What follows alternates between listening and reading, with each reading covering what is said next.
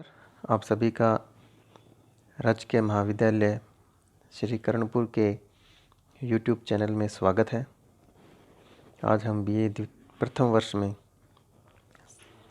संसाधन एवं पर्यावरण भूगोल के तहत उसका अर्थ, प्रकृति तथा संसाधन एवं पर्यावरण की संबंधता के बारे में चर्चा करेंगे। संसाधन एक ऐसी संपदा है जिसका उपयोग हम अपनी आवश्यकताओं की पूर्ति हेतु करते हैं। प्रत्येक प्राकृतिक संसाधन मानव जीवन के लिए उपयोगी है, किंतु उसका उपयोग उपयुक्त टेक्नोलॉजी के द्वारा ही संभव है। धरती, सूर्य से आने वाली ऊर्जा, पवन, जल, वन और वन्य प्रणाली मानव जीवन की उत्पत्ति से पहले भी विद्यमान थी। लेकिन ये संसाधन कब बनी? जब तकनीकी की सहायता से हमने सूर्य से आने वाले प्रकाश को ऊर्जा में बदल दिया। धरती पर कोई भी वस्तु संसाधन की कैटेगरी में तभी आती है जब उसका उपयोग संभव हो और किसी संसाधन को उसका रूपांतरण करने पर वह अधिक मूल्यवान हो और उपयोगी हो। जैसे कच्चे लोहे से स्टील बनाना और उससे निश्चित उद्देश्यों की पूर्ति की क्षमता हो।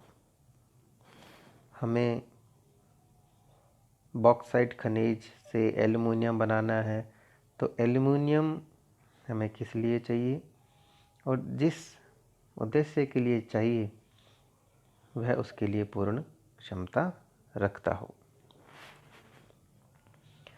और जो भी वस्तुएं हमने बनाई हैं उनके उपयोग करने के लिए मानव संसाधन उपलब्ध हो।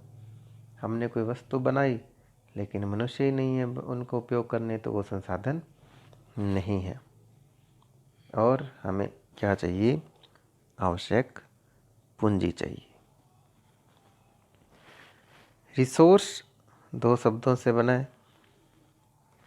री दीर्घ अवधि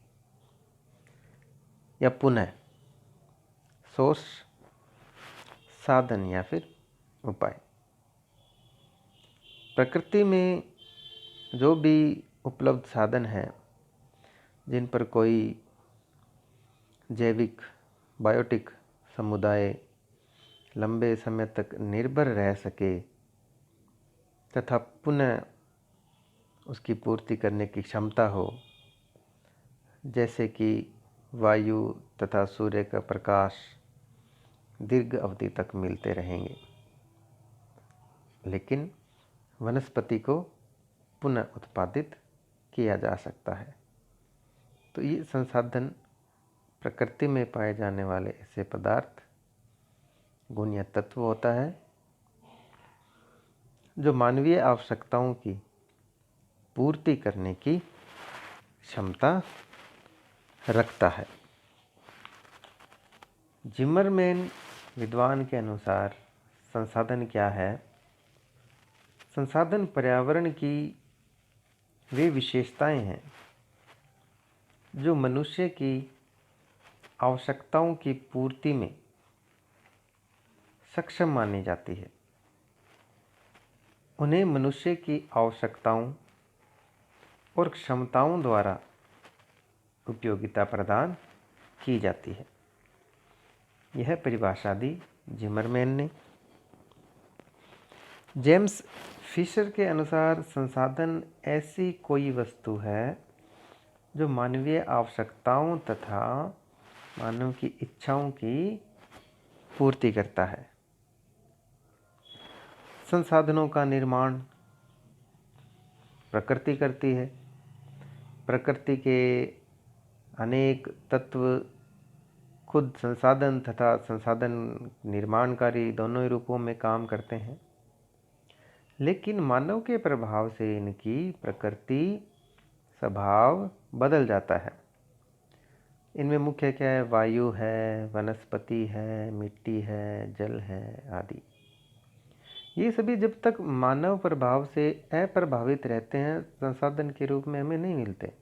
जल एक प्राकृतिक संसाधन है तथा संसाधन के निर्माण के कारण में भी इसकी महत्वपूर्ण भूमिका है। इससे ऊर्जा संसाधन का निर्माण किया जाता है।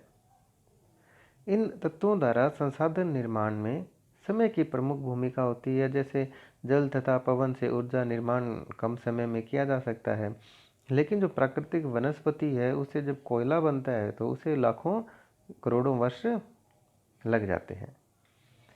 तो प्रकृति एक ऐसा भौतिक आधार है, फिजिकल बेस्ड है, जिस पर मानव अपनी बुद्धि से और टेक्नोलॉजिकल दक्षता से जो प्राकृतिक पर्यावरण का उपयोग संसाधन के निर्माण में करके अपनी महत्वपूर्ण भूमिका निभाता है। संसाधनों की संकल्पनाएं। संसाधन होते नहीं, बनाए जाते हैं। प्रकृति में विद्यमान कोई तत्व वर्तमान में संसाधन है नहीं है जब तक कि मनुष्य उसका उपयोग न कर ले। नदियों में बहने वाला जल जब तक उससे विद्युत नहीं बनाई गई थी, तब तक वह संसाधन ऊर्जा के रूप में वो नहीं था। गतिशील संकल्पना। वर्तमान समय में अनेक अवरोधों के कारण जो कुछ संसाधन ऐसे हैं उनका मानवीय उपयोग नहीं है। वे आगे भविष्य में संसाधन का रूप ले करके मानव की आवश्यकताओं की पूर्ति कर सकते हैं। इस प्रोसेस में जैसे मानवीय ज्ञान की प्रमुख भूमिका है। जिमरमैन ने बताया कि संसाधन मानव के ज्ञान, नॉलेज और कुशलता, स्किल में वृद्धि के साथ बढ़ते हैं और उनमें दोष या गलतियां होने से कम होते हैं। फिर है कार्यात्मक संकल्पना। संसाधनों का प्रमुख लक्षण उसकी मानवीय आवश्यकताओं की पूर्ति की कैपेसिटी है, क्षमता है, वो कितना रखता है। कोई भी नेचुरल एलिमेंट्स या प्राकृतिक तत्व मानव उपयोग के सक्रियात्मक फंक्शनल रूप में बनता है। कोयला और पेट्रोल उनका खनन करके ही उनको उपयोग में लिया जा सकता है। वे भूगर्भ में हैं, साधन नहीं है। संरक्षण संकल्पना। जिस प्रकार संसाधनों को बनाया जाता है, अगर हम उनका अविवेकपूर्ण दोहन करेंगे तो उनका ह्रास हो जाएगा। इसलिए संसाधनों का विवेकपूर्ण दोहन करना ही उनका संरक्षण है, ताकि आगे आने वाली पीढ़ियों को संसाधन उपलब्ध हो सके। संसाधनों की जो प्रकृति है वह गतिशील है। ये लगातार परिवर्तनशील रहते हुए नए स्वरूप प्राप्त करती है। इसमें समय की महत्वपूर्ण भूमिका है। पृथ्वी पर पहले जलवायु परिवर्तन से वनस्पति आवरण विकसित हुआ, फिर उनमें उलटफेर से रूपांतरण हुआ और कोयला बना। ऐसे पेट्रोल और कोयला बनता है। ये संसाधन की प्रकृति है। तो हमने जाना संसाधन क्या है और संसाधन की प्रकृति क्या है। अब हम बात करेंगे पर्यावरण के बारे में। जो कि इंग्लिश शब्द एनवायरनमेंट से बना है और जिसका अर्थ होता है आसपास। पारिभाषिक रूप में पर्यावरण शब्द जो है जीवों की अनुक्रियाओं, भौतिक जैविक परिस्थितियों का योग है, जिनका अर्थ क्रमशः एनक्लोज्ड या एन सर्किल होता है। परिभाषा जो है पर्यावरण की, उनके अनुसार जैसे स्टेलर है, कहते हैं कि मनुष्य का अस्तित्व जीव जंतुओं तथा पादप समुदाय के साथ संभव माना है। फिटिंग महोदय के अनुसार पर्यावरण जीवों के परिवर्तीय कारकों का योग है।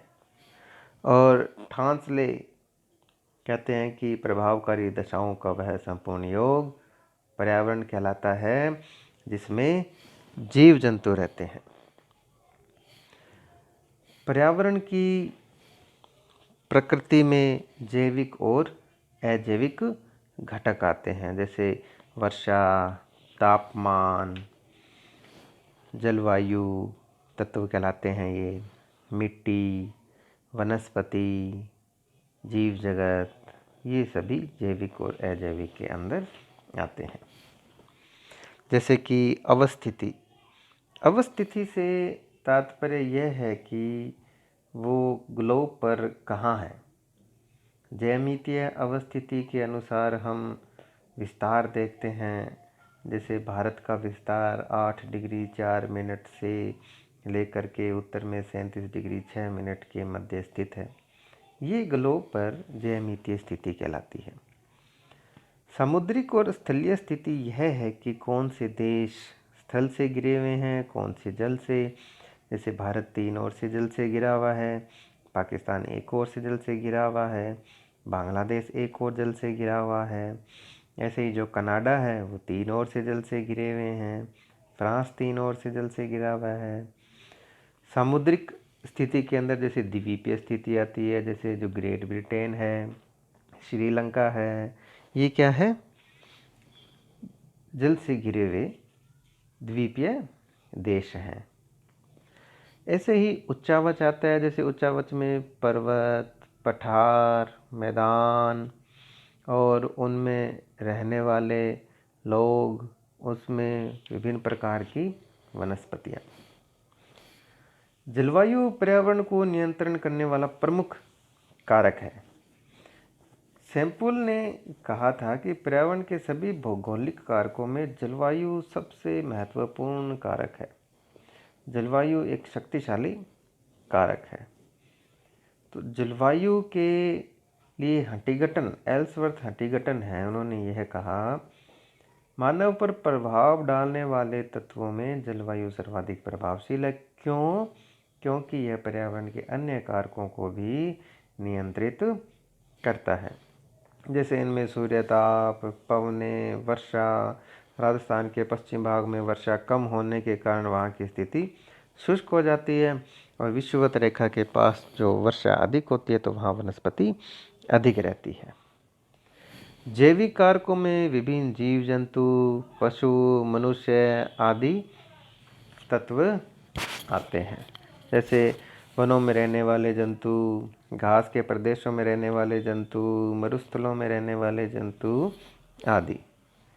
मृदा एक पृथ्वी की ऊपरी सतह पर बनने वाला आवरण है, और वो कुछ सेंटीमीटर से लेकर के कुछ मीटर तक की गहरी होती है, और मिट्टी के अंदर ही जो है वो वनस्पतियाँ उत्पादित होती है। तो ये मुख्य घटक है। अब इन पर्यावरण तत्वों का संयुक्त प्रभाव, भौतिक, सांस्कृतिक तत्व यद्यपि आपस में एक दूसरे से अलग अलग होते हैं, लेकिन ये संयोजन की परिस्थिति रखते हैं, मिश्र होते हैं ये। इस परिस्थिति में ये सारे एक दूसरे को प्रभावित करते हैं। जैसे पर्वतीय क्षेत्रों में ज़्यादा अगर ऊंचाई पे जाएंगे तो जलवायु ठंडी होती है, जिससे जलवायु का प्रभाव पड़ता है। वहाँ पे वर्षा हिम के रूप में होती है, और जो हिमपात की वजह से वहाँ की वनस्पतियाँ भी अलग होती है, वहाँ पर रहने वाले लोगों की दिनचर्या, उनके व्यवसाय, सब चीज़ें अलग अलग होती है। जैसे ही एक मरुस्थल में रहने वाले लोगों की दिनचर्या जलवायु के हिसाब से, वहाँ पे मिलने वाली वनस्पति, वहाँ पे मिलने वाली मिट्टी के अनुसार से अलग अलग होती है। तो ये पर्यावरण के तत्वों का संयुक्त प्रभाव है। और पर्यावरण और संसाधन की अंतर संबंधता क्या है, इंटरफेस क्या है? पर्यावरण के वे सभी तत्व जिनका मानवीय उपयोग संभव है वो संसाधन कहलाते हैं। संसाधन प्रकृति के पूरे जैविक जगत का आधार है, जिन पर जीवों का जीवन निर्भर करता है। इन सभी तत्वों पर मानव समाज का सामाजिक, कल्चरल, पॉलिटिकल, इकोनॉमिक सभी पक्ष जो है निर्भर करते हैं। मानव प्राकृतिक पर्यावरण के संसाधनों का उपयोग करके ही इकोनॉमिकल कल्चर जो लैंडस्केप है विकसित करते हैं। जैसे कि किसी क्षेत्र का इंडस्ट्रियल एरिया बनना, जैसे मुंबई है, अहमदाबाद है, उन्होंने वहाँ के संसाधनों का उपयोग करके वहाँ पे एक अलग आर्थिक सांस्कृतिक दृश्य बनाया है। मानव अपने नॉलेज से और स्किल से, टेक्नोलॉजिकल दक्षता से जीवों में श्रेष्ठ प्राणी है। मनुष्य ने पर्यावरण के प्रतिरोधों से बचने के लिए कई विधियां विकसित कर ली है। जैसे अधिक गर्मी से बचने के लिए उसने एयर कंडीशनर्स का निर्माण किया है, और जो सब्जियों फलों को सड़ने से बचाने के लिए कोल्ड स्टोरेज का निर्माण किया है। ऐसे ही संसाधनों का दोहन तथा वातावरण का संतुलन एक अनूठा संयोजन है, जिस पर प्राकृतिक व्यवस्था और जीवों का अस्तित्व जो है निर्भर करता है। यानी संसाधन की उपलब्धता मानव समाज की आर्थिक समृद्धि का मूल आधार है। यही है संसाधन तथा पर्यावरण के मध्य अंतः संबंध, क्योंकि बिना संसाधन के मनुष्य अपना विकास नहीं कर पाता, और मनुष्य के अपनी बुद्धि और स्किल के अनुसार संसाधन अपने विकास नहीं कर पाते। ये दोनों एक दूसरे से संबंधित हैं।